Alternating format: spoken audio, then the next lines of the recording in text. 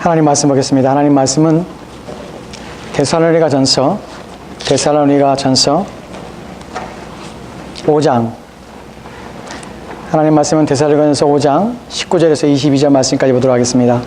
데살로니가전서 5장 19절에서 22절 말씀까지입니다. 5장 19절에서 22절 말씀입니다.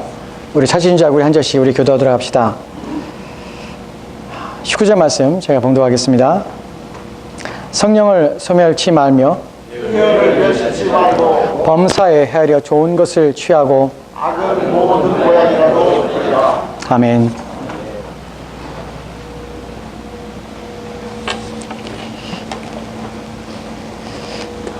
본문은 우리가 두 번째로 살펴보는 본문입니다. 오늘 우리가 살펴볼 내용들의 중심에는 무엇이냐면 우리가 19절과 20절 말씀에서 우리 지난 시간에 살펴봤던 말씀에서 성령을 소멸치 말라는 말씀 우리가 경고를 듣게 되었습니다. 그러면 신자에게서 성령을 소멸하여도 신자는 안전한가 하는 부분부터 우리가 생각했으면 좋겠습니다. 여러분들이 기억하면 여러분 질문을 가져야 될 것이 신자가 성령을 소멸하여도 안전한가 하는 것입니다. 만약 그렇지 않다면 왜 그렇지 않은가 하는 부분이 우리가 본문을 통하여 살펴보고 또 오늘 우리가 말씀 드려야 될 말씀의 핵심 내용입니다. 먼저 우리가 첫 번째로 우리 살펴볼 본문은 고린도전서 2장 14절 말씀입니다. 이 본문부터 오늘 말씀을 좀 시작하도록 합시다. 고린도전서 2장 14절에서 2장 14절 말씀입니다. 제가 주신 그 본문을 카피를 안 해보네요. 네. 고린도전서 2장 봅시다. 고린도전서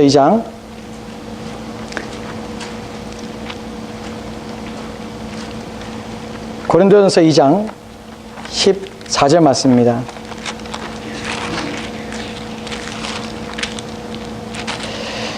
이 장 14절 말씀 제가 여러분에게 봉독해 드리겠습니다. 정세 입사님 거기 화면에 제가 파워포인트 하나를 올려놨습니다. 거기에 카피하면 돼요. 그 말씀 안에서 지금 안 붙여놓은 것 같은데 그걸 클릭해서 차라리 그걸 클릭하세요. 그걸 클릭해서 그걸 더 띄워주세요. 네. 같이 할까요? 같이 읽겠습니다. 시작. 육에 속한 사람은 하나님의 성령의 일들을 받지 않으니 이는 그것들이 그에게는 어리석게 보이며 또 그는 그것들을 알 수도 없나니 그러한 일은 영적으로 분별을 되기 때문이라. 아멘. 아멘. 본문에 보면 육에 속한 사람은 하나님의 성령의 일을 받지 아니하나니 본문에서는 육에 속한 사람이란 표현 속에서 이 본문은 육에 속한 사람의 영적인 일과 관련된 이야기를 지금 하고 있는 것은 사실입니다. 그런데 만약에 우리가 우리 안에 주신 성령을 소멸하는 일들이 성령의 능력을 상실하고 성령이 우리 안에서 역사하는 일들이 이제 시들어지고 또한 그 기능을 상실하게 되어서 아무런 일들도 하지 않게 되면 우리는 마치 어떤 자처럼 되냐면 육신에 속한 자처럼 됩니다. 그렇게 되면 육신에 속한 자는 무엇을 못하냐면 본문에 보면 첫 번째로는 하나님의 성령의 일들을 받지 아니한다고 합니다. 받지 아니한다는 이들이 받을 수가 없다는 것이에요. 능력이 있는데 못하는 것이 아닙니다. 할 수 자체가 없는 것입니다. 하나님의 성령의 일에 대해서 이들은 전혀 그것에 대해서 공급을 못 받는 것이에요. 본문에서는 하나님의 일들이라는 것이 성령으로부터 오는 것들입니다. 즉 성령으로부터 오는 것이 차단된 자체가 누구냐면 육신에 속한 자들이에요. 즉 불신자들은 성령에 대해서 알지도 못할 뿐만 아니라 성령이 주시는 것에 대해서 받을 수 없는 자들입니다. 신자가 성령이 소멸되면 어떤 일이 발생하냐면 바로 성령으로부터 오는 일들이 차단되어서 신자로서 마땅히 공급받아 신자된 삶을 살 수 있는 그 모든 능력이 일순간에 무너질 뿐만 아니라 신자는 신자답지 못하게 되는 것입니다. 왜냐하면 신자의 신자됨은 어떠한 힘으로부터 되냐면 우리 가운데 두신 성령을 통하여서 신자는 신자됨의 능력들을 가지게 되는 것입니다. 신자가 신자가 거룩한 삶을, 신자가 경건이라는 삶을 살 수 있는 이유는 우리 안에 두신 성령이 우리의 마음들 가운데 역사하심을냐마 그의 능력을 힘입어서 신자는 신자다운 삶을 살게 되는 것입니다. 그런데 본문처럼 육신에 속한 자처럼 성령으로부터 오는 것이 차단된 상태가 된다면 어떻게 신자됨을 이룰 수 있습니까? 우리는 육신의 힘으로 우리가 가지고 있는 육체의 노력으로 경건한 삶들과 거룩한 삶을 살 수 없다는 것이 성경의 증언입니다. 즉 신자된 삶은 성령을 통하여 옵니다. 근데 왜 육신에 속한 자들은 성령부터 오는 것을 받지 못합니까? 왜냐하면 받지 않는 이유가 있습니다. 두 가지 이유가 본문에 나옵니다. 한글성에 나오지 않지만 두 가지의 왜냐하면이란 말이 있는데, 이는이란 말이 바로 왜냐하는 말입니다. 왜냐하면 그것들이 그에게는 어리석게 보이며, 또 왜냐하면 그는 그것들을 알 수 없습니다. 두 가지이죠. 하나는 무엇입니까? 어리석게 보임이에요. 둘째는 무엇입니까? 알지도 못해, 이해하지 못한다는 것이에요.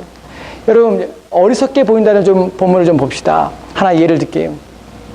제가 처음에 예수를 믿고 제가 목사가 되려고 했습니다. 저희 집안에 목사가 된다고 말씀을 드렸습니다. 그것이 어리석게 보여요, 그들에게는. 이것이 미련한 것이에요.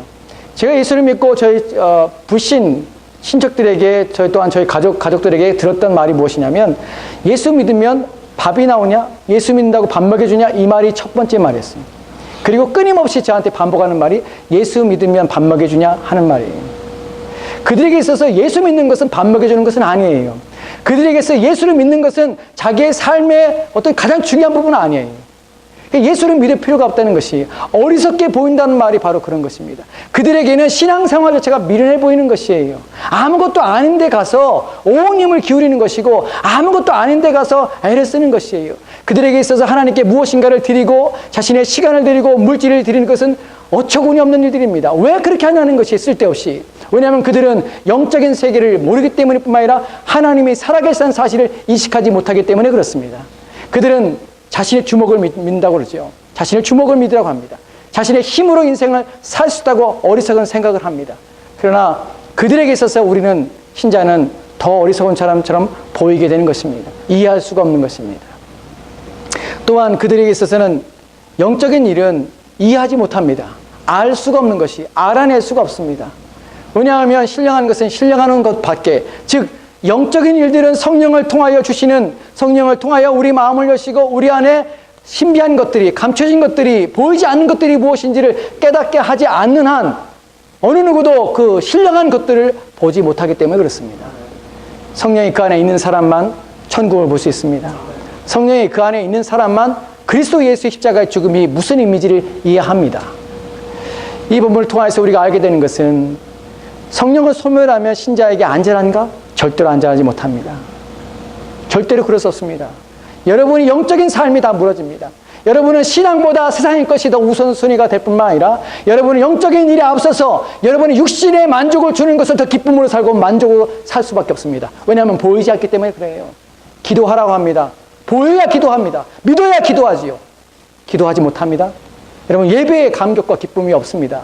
왜냐하면 신령한 성령이 우리 가운데서 예배가 무엇인지를, 우리의 영혼을 통하여서 하나님 앞에 나가도록 그 예배 가운데 우리를 인도하셔야 되는데, 그 성령의 인도하심이 없이 하나님 앞에 예배 드리는 기쁨과 감격을 맛보고 경험할 수 있다는 것은 불가능한 일이기 때문에 그렇습니다. 성령이 소멸하면 신자는 죽은 것입니다. 더 이상 신자가 아닌 것입니다. 그래서 바울은 성령을 소멸치 말라고 하는 것입니다. 우리가 본문에 살펴봤을 때 다시 데살로니가전서 5장에서 19절 말씀에 성령을 소멸치 말고, 그리고 우리 가운데 주신 말씀이 예언을 멸시지 말라는 것입니다.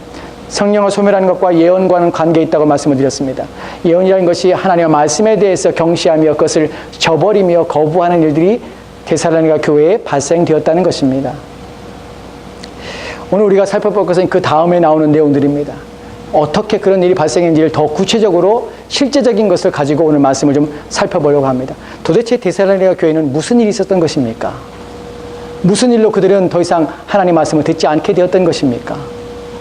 우리가 앞서 살펴봤듯이 데살로니가전서 1장 6절 말씀에는 그들이 처음에 하나님 말씀을 받을 때 성령의 기쁨으로 하나님 말씀을 받았습니다. 근데 그것이 편안한 가운데 받은 것이 아니라 많은 환난 가운데 그들은 하나님의 말씀을 성령의 기쁨 가운데 받았을 뿐만 아니라 주를 본받는 자가 되었습니다. 여러분, 데살로니가 교회를 우습게 여기면 안 됩니다. 이 교회는 얼마나 대단한 교회인지 마게도냐와 아가야의 모든 성도들에게 데살로니가 교회, 그러면 믿음의 교회로 인정받는 교회였습니다. 그런데 그 교회도 시간이 지난 후에 성령을 소멸한 일이 발생되었다는 것입니다. 왜 그렇습니까? 신앙이 더 나아져야 되는 것 아닙니까? 시간이 가면, 세월이 가면 우리의 믿음이 더 깊어져야 되는 것이 우리가 바라며 소망하는 것입니다. 그러나 그렇지 않은 경우도 있습니다. 처음에 사랑을 잃어버렸던 에베소 교회처럼 데살로니가 교회는 문제가 지금 발생되어서 그 문제를 바울이 지금 지적하고 있는 것입니다. 그렇다면 무슨 문제로 또한 무엇으로 인하여서 데살로니가 교회에 이런 문제가 발생했는지를 데살로니가 전서를 통해서 살펴보도록 합시다. 우리가 먼저 살펴볼 것은 데살로니가 전서 2장에 있는 말씀입니다. 2장 3절 말씀을 좀 보도록 합시다. 2장 3절 말씀을 같이 읽겠습니다. 시작. 우리의 권면은 간사함이나 부정에서 난 것이 아니요 속임수로 하는 것도 아니라. 아멘. 아멘. 본문에 보면 바울이 그러지요. 우리의 권면은 2장 3절, 4절, 5절 말씀 우리가 계속해서 살펴볼 텐데 이 구절은 어떻게 보면 참 부끄러운 일입니다.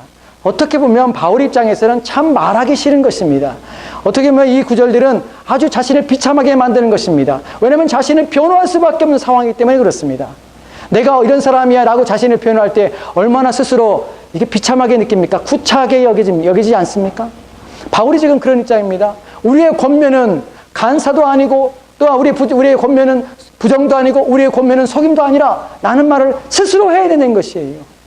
자기 자신에 대해서 스스로 변한다는 것이 얼마나 비참하게 만드는지 모릅니다. 바울이 지금 데살로니가 교인들에게 말하는 것입니다. 우리의 권면이라는 말은 가르칩니다. 우리가 너에 전한 복음이라는 표현도 이 본문 속에서 해석이 가능합니다. 즉 우리가 너에게 전한 어떤 것들, 우리가 너에게 전한 이 복음에 있어서 우리는 간사함도, 우리는 부정함도, 우리는 속일 일도 없다는 것입니다. 이렇게까지 말할 정도로 데살로니가 교회는 바울의 말에 대해서 신임하지 않았다는 사실입니다. 무엇인가 껄끄러움이 있었습니다.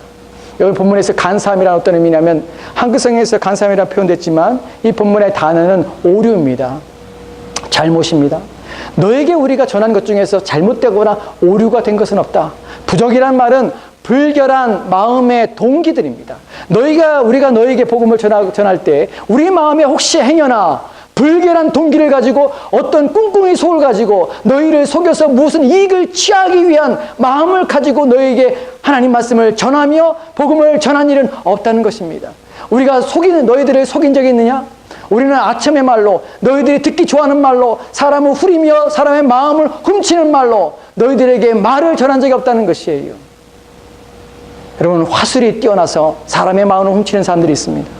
언변에 뛰어나서 사람 마음을 들었다 놨다 하는 사람도 있습니다. 바울은 그런 적이 없다는 것입니다. 간사요, 부정이요, 속인 일도 없었다. 그 다음에 4절 말씀에 바울은 또 이렇게 변호합니다. 4절 말씀 보도록 합시다. 같이 읽겠습니다. 시작. 오직 하나님께 옳게 여기심을 입어 복음을 위탁받았으니 우리가 이와 같이 말함은 사람을 기쁘게 하려 함이 아니요 오직 우리 마음을 감찰하시는 하나님을 기쁘게 하려 함이라. 아멘. 아멘. 본문에 보면 바울이 어디까지 나가냐면 우리가 전한 복음은 어디서부터 왔는가 하는 부분을 이야기하고 있습니다. 우리가 너에게 전한 이 권면은 하나님부터 위탁받은 것이다. 하나님부터 왔다는 것을 다시 한번 증언하는 것이에요. 이것조차도 믿지 않습니다.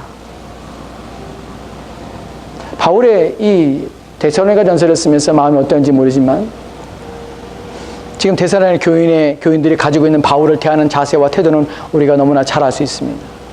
하나님께로 위탁받은 말씀이다. 이 말씀을 전함은 사람을 기쁘게 하려 함이 아니라 하나님을 기쁘게 하려 함이라. 생각해봐라. 우리의 말로 너희들의 마음과 너희 육체가 즐거움을 느꼈느냐? 아니면 우리의 말이 하나님의 말로 성령으로 너희 안에서 역사해서 너희의 삶을 변화와 새롭게 됨을 경험했던 말이냐? 무엇이 우리가 너에게 전한 이 말이냐? 하는 것입니다. 5절 말씀에서는 바울이 전한 복음에 대해서 다시 한번 증언하는 말을 합니다. 5절 말씀을 같이 읽겠습니다. 시작. 너희도 알거니와 우리가 아무 때에도 아첨하는 말이나 탐심의 탈을 쓰지 아니한 것을 하나님이 증언하시니라. 여러분 이렇게까지 말해야 됩니다. 하나님이 증언하신다는 것이에요. 너희도 알거니라는 말을 생각해 보십시오. 너희도 알지 않느냐? 우리가 너희 가운데 전하는 말을 어떻게 전했는지 그것이 무슨 말인지 너희들이 생각해 보면 분명히 판단되고 알 수 있는 것이 아니냐라고 묻는 것입니다. 우리가 언제 너희들에게 나가서 너희에게 아첨의 말을 한 적이 있느냐? 너희들에게 탐심의 탈을 쓰고 너희들에게 말한 적이 있느냐? 하나님이 나의 증인이시라. 하나님까지 소환할 정도로 데살로니가 교인들에게 바울은 무엇인가 껄끄러운 그의 말은 무엇인가 들을 수 없는 담이 있다는 것입니다. 여러분 오늘 우리가 주의 말씀을 살펴보는 전체의 흐름들을 다시 한번 기억하십시오. 왜 데살로니가 교인들이 성령을 소멸한 일을 했나는 것이에요. 왜 예언을 멸시하는 일이 발생했나는 것입니다. 그들의 마음속에 다른 말이 들리기 시작했습니다. 다른 이야기들이 들리기 시작했습니다.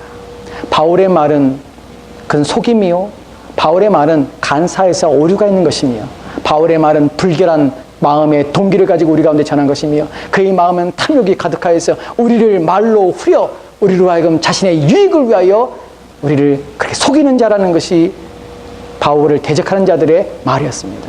그 말에 귀를 기울이기 시작했습니다. 그리고 더 이상 바울로부터 증거되는 하나님 말씀을 대해서 의심을 품기 시작했습니다. 그리고 예언을 멸시하는 일을 그들의 마음속에서 일어나게 된 것입니다. 이후부터 이제 제가 좀 여러분에게 드린 말씀은 어떻게 보면 무조건 비난하고 비판하는 일에 있어서 여러분에게 말씀을 전하려고 하는 의도는 아닙니다. 오해하지 않았으면 좋겠습니다. 여러분에게 말씀드리는 것은 모두가 다 그렇다는 말은 아닙니다. 모두를 까는 의도로 이 말씀을 드리는 것도 아닙니다. 교회의 오늘날 교회의 가장 큰 문제는 목회자로부터 시작한다는 것은 정설입니다. 부인할 수 없는 사실입니다. 바울이 지도자로서 말씀을 전하고 있는데 다른 사람들의 바울의 가르침에 대해서 싸움이 붙었습니다. 바울의 말은 거짓이라고 바울의 말씀에 대해서 비난하기 시작하며 데살로니가 교인들은 혼돈하기 시작했습니다. 무엇이 옳은지를 인식하지 못하게 되는 것이, 다양한 이야기 속에서 무엇이 진리인지가 심해지기 시작합니다. 그때에 고린도 교인들이 빠지게 되는 것은 무엇이냐면 다 무시해버리는 것입니다. 이것이 예언을 멸시하는 부분이에요. 오늘날 기독교 안에, 오늘날 교회 안에서 발생하는 문제들, 오늘날 신자가 왜 성령을 소멸하는가 하는 부분에서 가장 중요한 역할을 하는 것이 바로 이 부분이라고 저는 고백합니다. 목사들이 복음을 전합니다. 근데 그들의 말에 있어서, 오늘날 전하는 그 모든 일들에 있어서 그것이 간사함으로, 그것이 부정으로, 그것이 속임으로, 그것이 탐심으로 탈을 쓴 모습으로, 아첨의 말로, 사람을 기쁘게 하는 표현으로 증거되기 때문에 사람들은 혼란스러워합니다. 무엇이 진리인지가 모호해지는 것이에요. 무엇이 참된 하나님 말씀인지가 모호해지는 것이에요. 예를 들겠습니다. 오늘날 교회 내에 얼마나 탐심이 많고 얼마나 욕심이 많은지, 진리가 얼마나 왜곡된지를 좀 생각해 보도록 합시다. 제가 신학교에 들어갔을 때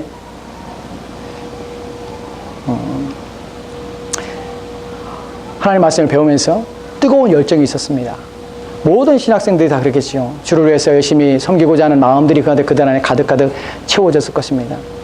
근데 그 열심이 무엇이냐는 부분에서 우리가 좀 점검해보고 생각해볼 필요가 있다고 생각합니다. 여러분, 신학생들이 가지고 있는 비전이 무엇인지 아십니까? 하나님의 영광이라고 말을 하지요. 맞습니다.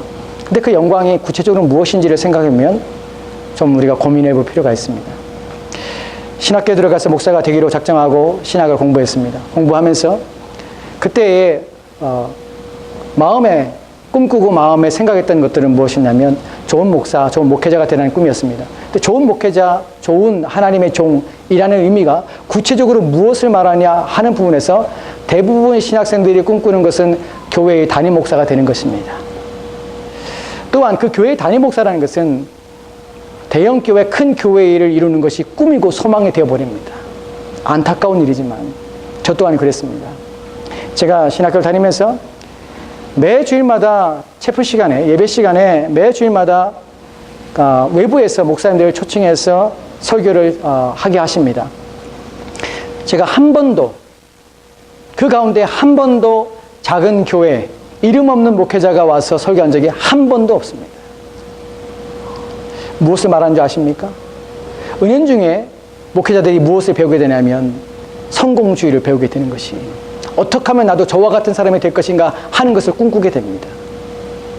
심지어는 어떤 목사님이 오셔서 설교 중에 자기 교회의 전도사님들을 불러 세웁니다. 대형 교회의 목사님이 오셔서 아주 비싼 차를 타고 오셔서 그 많은 신학생들 가운데서 자기 교회의 전사를 세우는 목적이 무엇입니까? 자랑스러움이에요. 그 세워진 전사들을 바라보면서 사람들은 부러워하는 것이에요. 나도 저런 목회, 저런 큰 교회의 전사가 되고 싶다는 꿈을 가지게 하는 것이에요. 여러분, 그때부터 시작해서 마음속에 하나님의 영광이라는 것이 무엇으로 현실화되냐면 큰 교회 담임 목사라는 것으로 현실화되는 것이에요. 그렇게 되면 하나님께서 영광을 받으신다고 믿는 것이에요. 그 일을 위해서 다른 박질하기 시작합니다. 미친 거 아닙니까? 근데 미칩니다. 그런 모습을 바라보면서 신학생들은 그런 꿈을 꾸며 큰 교회의 목회자가 되기 위해서 아둥바둥하는 것이에요. 그래서 신학교를 졸업하고 나서 목사 안수를 받는 후에 큰 교회에 들어가고 거기서 명성을 얻고 이름을 날리고 그래서 큰 교회에 가서 또는 자기의 이름과 명성을 통해서 수많은 사람을 불러 모으는 일에 집착하게 되는 것입니다. 이것이 탐심입니다. 바울이 말합니다. 나는 간섭 없고 나는 너희들을 속이려는 불결한 마음 동기를 가지고 너희들에게 복음을 전한 것도 아닙니다. 너희들을 속이려는 아첨의 말로 또 화려한 말로 너희들을 속이면서 너희들의 것을 취하려는 그런 이익을 취하는 자도 나는 아니라는 것입니다. 그런 자들이 있습니다. 여러분, 사람을 기쁘게 하는 일들이 있습니다. 하나님 말씀을 전하며 대언하는 자들이 사람을 기쁘게 하는 일들을 행하는 일들이 있습니다. 여러분, 하나님을 향한 비전이 나의 비전이 되고 하나님을 향한 영광이 나의 영광으로 뒤바뀌는 일들이 얼마나 많은지 모릅니다. 여러분, 오늘날 목회자를 통해서 얼마나 많은 실망과 또 낙심을 합니까? 얼마나 많은 말들을 합니까? 교회가 저러면 안 된다는 말들이 얼마나 많이 합니까? 안타까운 것은 오늘날 목회자들이 이런 것에 대해서 자유하지 못하다는 것이 정말 안타까운 부분입니다. 목회자가 부동산 전문가가 되어서는 되겠습니까?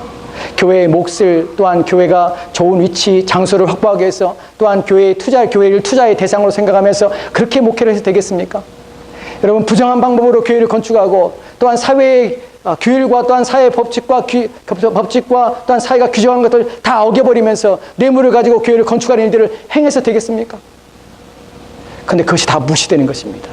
여러분, 성도들이 왜 교회에 대해서 상심하며 왜 성도들이 교회에 대해서 아픔을 겪으며 왜 믿을 만한 또한 좋은 교회를 찾고자 하여도 왜 발견할 수 없다고 말하는 이유가 바로 그것입니다. 안타까운 것입니다. 사람을 기쁘게 하는 일들이 오늘날 너무나 많이 벌어지며 아첨의 말들과 탐심의 탈을 쓴 자들이 얼마나 많은지 모른다는 것입니다. 그 사람들의 마음에 상심이 되는 것이 고통스러운 것이 그래서 교회에 대해서 신앙에 대해서 불신의 마음을 품기 시작합니다. 처음에 교회를 다니는 사람조차도 교회에 대하면 얼마나 부정적인 이야기를 합니까? 여러분들도 교회에 대해서 부정적인 이야기 하지 않습니까? 목회자에 대해서 부정적인 얘기 하지 않습니까? 목회자가 이러이러합니다. 그럼 되겠습니까? 그게 목회자입니까?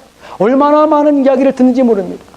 인터넷상에 수많은 잘못된 목회자들의 모습들이 또한 그것이 자그마한 지역적인 교회가 아니라 큰 이름난 교회들의 모습들이 끊임없이 신문지상에 오르내리며 사람의 입에 오르내리는 가시거리가 되고 있습니다. 그때 사람들의 마음에 어떤 마음이 듭니까? 교회도 이제 형편없으며 교회도 이제 나갈 필요가 없다는 것입니다. 더 이상 믿을 만한 목회자도 좋은 교회도 다닐 만한 교회도 없다는 것입니다. 이것이 주는 신자에 대해 주는 악영향이 무엇입니까? 절망감입니다. 신앙에 대해서 회의감을 느끼게 하는 것입니다. 그 결과 어떤 것입니까? 무엇을 만들려면 성령을 소멸하는 것입니다. 이제 신앙에 대해서 더 이상 기대치를 갖지 않게 되는 것입니다. 데살로니가 교인들이 가지고 있던 마음이 그렇습니다. 그들에게 있어서 바울의 말을 믿지 않는 이유가 혹시 그가 간사하거나 어떤 자처럼 속이거나 어떤 자처럼 부정한 동기를 가지고 우리 가운데 하지 않을까 하는 것 때문에 그렇습니다. 교회가 어지러워지고 또한 교회에 바른 목회자나 어떤 바른 지도자나 바른 가르침이 상실되면 사람들은 의심하며 불신하며 그 사람이 아니라 교회 자체, 기독교 자체가 문제가 있는 것처럼 착각하며 마음을 닫으며 더 이상 하나님 앞에 나가지 않습니다. 왜냐하면 보이지 않기 때문에 그렇습니다. 이 부분에서 디모데전서 6장 5절 말씀에 바울이 이렇게 말하지요. 이런 자들에 대해서 이렇게 말합니다.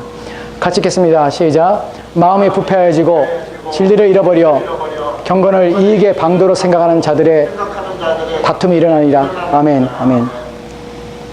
그들은 마음이 부패한 것입니다.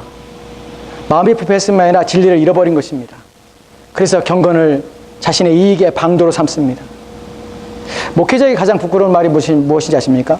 이런 표현을 쓰는 것을 좀 죄송스럽게 생각하지만 주는 이 단어가 주는 임팩트가 강하기 때문에 쓰겠습니다. 목사를 가장 쪽팔리게 하는 것이 무엇인지 아십니까? 이런 표현 쓰면 여러분 불편하십니까? 목회자를 가장 부끄럽게 만드는 것이 먹고 살려고 목회하는 것이에요. 이것만큼 목회자를 쪽팔리게 하는 것 없습니다. 왜 목회합니까? 왜 하나님을 합니까? 먹고 살기 위해서. 여러분, 이것은 하나님 앞에도 얼마나 불충한 일이며 성도를 속이는 일이기 때문에 결코 하지 말아야 될 일입니다. 경건을 이익의 방도로 삼는 일들. 오늘날 목회자들이 왜 큰 교회를 선호하며 왜 신학생들이 큰 교회를 꿈꿉니까? 목회자들이 오늘날 왜 하나님 말씀을 지켜놓고 하나님 말씀보다 온갖 교회의 세미나를 쫓아다니면서 돈을 퍼들이면서 좋은 프로그램을 배우며 그것을 익혀서 교회에 가져오는 이유가 무엇입니까? 큰 교회의 성공의 모델이 마치 그것이 진리인 양 그것만 가지고 있으면 우리 교회가 그 교회처럼 부흥할 걸 착각해서 프로그램에 매달려 있는 자들은 결코 기도하는 자리에 나가지 않습니다. 그러한 자들이 결코 하나님 말씀 앞에 무릎 꿇는 삶을 살지는 않습니다. 여러분, 그러한 시간에 하나님 앞에 무릎 꿇고 그러한 시간에 진리를 말씀을 더 깨달으며 그 앞에 서야 되는 것이 목회자의 본분이 아니겠습니까? 그러지 않는 이유는 그들은 마음이 부패했기 때문에 그렇습니다. 그들은 그들의 진리, 그들 안에 있는 진리를 잃어버렸기 때문에 그렇습니다.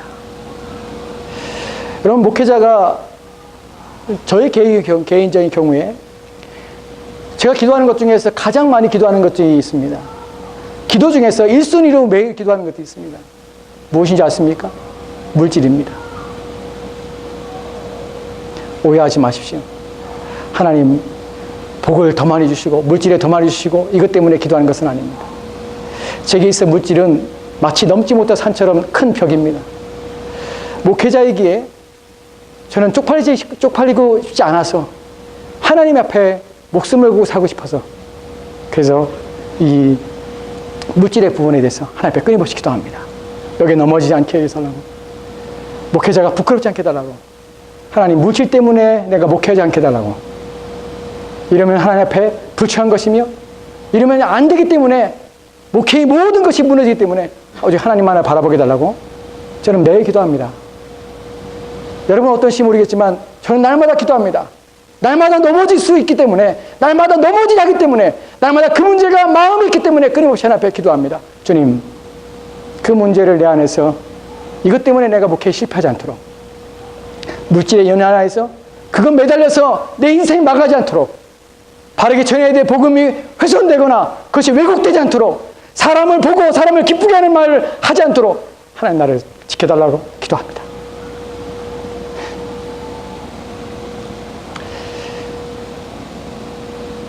목회자에게 있어서 싸움은 여러 가지 싸움이 있습니다. 여러분이 싸우는 싸움보다 어떤 면에서는 더 세상적인 싸움이 저한테 있습니다. 그것들 이겨내는 싸움들은 하나님 말씀 앞에 간사함이나 부정함이나 또는 속이는 말로 여러분이 지금까지 않기 위해서의 싸움입니다. 여러분들이 목회자를 위해서 기도할 이유가 바로 그것입니다. 목회자가 물질에, 목회자가 사람 마음에 사람의 비율을 맞추기 시작하는 순간, 아침에 말을 하며 탐심의 탈을 쓰는 순간 목회자는 무너질 뿐만 아니라 성도도 무너집니다. 대사를 교인들이 보는 것이 그것입니다. 목회자들 속에 교회의 지도자들이 하나님 말씀을 전하는 자들 속에 있는 진실되지 못한 모습 때문에 마음에 상실하고 교회와 신앙을 잃어버리며 더 이상 하나님 말씀을 받지 않는 일들이 발생하게 된 것입니다. 그러게 목회자의 책임입니다. 제가 이렇게 말씀드릴 것은 목회자를 매도하거나 비난하기 위한 것은 아닙니다.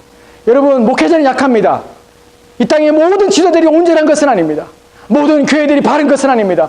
그러나 그렇다고 여러분 마음의 성령을 소멸하는 일들을 끊임없이 해도 괜찮다는 말은 결코 아닙니다. 오늘날 눈에 보이는 것들은 냄새납니다. 오늘날 눈에 보이는 것들은 인간적이며 또한 유체적인 것들이 눈에 보입니다. 그래서 우리는 그것들을 바라볼 때마다 마음이 상합니다. 정말 하나님이 계신가 의심도 듭니다. 그러나 절대로 그럴다 할지라도, 절대로 여러분의 보는 것들이 온전치 못할지라도 여러분 기독교 자체가 온전치 못한 것은 아닙니다. 아멘. 하나님 자체가 죽은 것도 아닙니다. 우리가 비난하며 비판하지만 그렇다 할지라도 성령은 우리 안에서 역사하시며 성령은 살아계십니다. 아멘. 인간 자체가 그 죄악을 말미암아 쓰러질 뿐이지 하나님 말씀이 능력이 없거나 하나님이 살아계시지 않기 때문은 아닙니다. 여러분, 인간이 지는 죄와 하나님의 살아계심과 그분의 능력을 같이 비교하지 마십시오. 인간은 냄새납니다. 더럽습니다. 마음에 더러운 것들을 품습니다. 그러나 하나님은 그렇지 않습니다. 데살로니가 교회의 문제점이 바로 그것입니다. 그들의 눈으로 보는 것들, 그들이 경험하는 것들, 이 모든 것 때문에 하나님조차도 그들은 포기하며 벗어버리며 하나님조차도 거부하려는 마음을 가지게 되는 것이에요. 여러분, 그러지 마십시오. 교회를 비판하되, 목회자를 비판하되, 하나님의 말씀을 비판하지 마십시오. 그 말씀에 힘이 없다고 말씀하지 마십시오. 그분이 죽었다고 말씀하지 마십시오. 그렇지 않습니다. 바울은 그 부분을 이해하고 싶어 하는 것입니다. 그렇지 않다는 것입니다. 아직도 신자들 안에서 성령은 역사하십니다. 아직도 주님은 살아계셔서 믿는 자들 안에서 거룩함을 만들어 가고 계십니다. 그래서 우리 가운데 권면을 주는 것이 21절 말씀입니다. 21절 말씀 모두 합시다. 같이 읽겠습니다. 시작. 범사에 헤아려 좋은 것을 취하고, 아멘. 범사에 헤아려 좋은 것을 취하라 합니다. 그래서 우리 가운데는 범사의 그 모든 상황들 가운데 헤아리는 눈이 필요한 것입니다. 모든 것을 부정하지 말라는 것입니다. 한 사람의 기독교 때문에 기독교 전체를 부정하지 말라는 것입니다. 한 사람의 불의한 목회자 때문에 모든 것을 부정하지 말라는 것입니다. 하나님 말씀은 하나님 말씀입니다. 진리가 참입니다. 그 말씀 붙잡으십시오. 헤아릴 줄 아는 눈이 필요합니다. 헤아리셔야 됩니다. 헤아린다는 것은 시험해 보는 것입니다. 골라내는 것입니다. 모든 말을 부정하지 마십시오. 성경에 기록되며 여러분 말씀에 기록되며 하나님께서 말씀하신 것을 참이며 그 말씀의 살아있음을 기억하십시오. 그리고 그 말씀을 받으셔야 합니다. 그 말씀을 취하라는 것은 확실하게 굳건하게 붙잡으라는 말이며 견고하게 그것을 지켜내는 말입니다. 하나님 말씀을 보여주십시오. 세상이 타락하며 완악하며 악해져갈 때 여러분 또한 거기서 동화되어서 여러분 마음에서 비난과 비판으로 여러분 마음조차 쓸려내려가서 여러분 마음에 하나님이 없는 마음으로 여러분의 인생을 망쳐가는 일에 망하는 일에 두지 마십시오. 세상이 썩어져도 그리스도인이 비난을 받아도 참된 그리스도인은 지들이 부여잡고 그 말씀에 따라 사는 자입니다. 왜곡된 것 때문에 여러분 마음이 상할 수 있습니다. 속상할 수 있습니다. 더러운 것들 때문에 여러분 마음에 고통을 겪을 수 있습니다. 그러나 그것이 여러분이 믿고 의지해야 될 하나님을 포기하는 일들이, 기독교라는 것을 포기하는 일들이 없도록 하시기 바랍니다. 22절 말씀에 한 가지 더 우리가 권면합니다. 같이 읽겠습니다. 시작. 악은 어떤 모양으로 버리라. 아멘. 본문에서 악은 어떤 모양에도 버립니다. 어떤 모양이라는 것은 흉내조차도 내지 말라는 것입니다. 다른 사람이 그래도 나도 된다는 것은 아닙니다. 다른 사람이 저렇게 사니까 나도 그렇게도 된다는 것이 아닙니다. 큰 교회 목사님이, 유명한 목사님이, 어떤 사람들에게 인정받는 목사님이 그렇게 되니까 나도 그렇게 된다고 생각하면 절대로 안 되는 것입니다. 내 옆에 있는 사람이, 같은 신자가 이렇게 해도 되는 것처럼 하나님 앞에 온전치 못한 모습을 우리는 흉내조차도 내면 안 됩니다. 그것은 악한 것입니다. 우리가 악한 것을 모양으로 두지 않고 스스로 지켜 거룩하게 하면 성령께서는 우리 안에서 크게 역사하셔서 우리로 하여금 더 경건하며 거룩하며 하나님이 기뻐하시는 사람으로 세우실 것입니다. 아멘. 오늘날 이 시대에 성령을 소멸하게 하는 일들이 얼마나 많은지 모릅니다. 많은 사람들이 탄식하며 교회에 비난하며 비판하며 많은 말들을 하는 것을 봅니다. 근데 제가 묻고 싶은 것이 있습니다. 당신도 그와 똑같은 상황 속에서 그것 때문에 그가 이유가 되어서 당신 또한 똑같이 교회를 저버리며 하나님 말씀 앞에 그렇게 불충하며 하나님 말씀을 거역하며 서 있을 것입니까?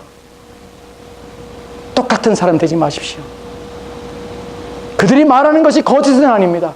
참입니다. 그러나 그렇다고 해서 나 또한 그 때문에 내 신앙이 약해지거나 그 때문에 내가 믿음의 생활을 포기하거나 그 때문에 내가 하나님 앞에 경건한 삶을 포기해도 되는 것은 결코 아닙니다.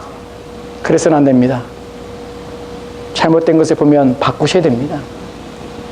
신자는 개혁의 주체입니다. 개혁의 주체란 말은 잘못된 것을 고치는 일에 신자 자신이 적극적으로 나서야 되는 자라는 사실입니다. 개혁의 주체에 대해 잊지 마십시오. 개혁의 대상이 신자입니다. 자기 자신을 잊지 마십시오. 무엇을 개혁해야 됩니까? 나를 개혁하는 것입니다. 내 자신을 개혁하며 내 자신의 내면을 개혁하여 하나님 말씀에 온전치 못한 것을 바꾸는 것이 신자입니다. 신자는 개혁자이자 개혁의 대상으로서 끊임없이 자기를 쳐 하나님 말씀 앞에 복종케 하는 일을 하는 자입니다. 그것이 신자입니다. 오늘날 저는 성령이 우리 안에 충만했으면 좋겠습니다. 제 안에도 충만하고 여러분 안에도 성령이 충만했으면 좋겠습니다. 살아계시기에 그분 앞에 기도하고자 하는 열망함들이, 살아계시기에 그분 앞에 말씀에 따라 살고자 하는 그 순종함들이 우리 안에서 불같이 일어나 우리의 영혼을 살았으면 좋겠습니다. 저와 여러분이 성령에 충만하기를 끊임없이 기도하고 있습니다. 어느 때 주께서 오시기 전 우리 가운데 성령의 기름 부어주시고 성령의 부흥함들이 우리를 불살라 주시기를 기도합니다. 기도합시다. 하나님 감사합니다. 오늘날 성령이 소멸되어 가서 탐욕과 욕심에 눈멀어 하나님 말씀을 왜곡되게 하며 거짓과 불의 때문에 많은 사람들이 고통을 당하고 있습니다. 많은 사람들이 기독교에 실망감을 느끼고 교회에 실망감을 느끼고 신자에게 실망감을 느끼고 그리하여 마음이 상하고 마음의 문이 닫혀 있습니다. 주님 어찌합니까?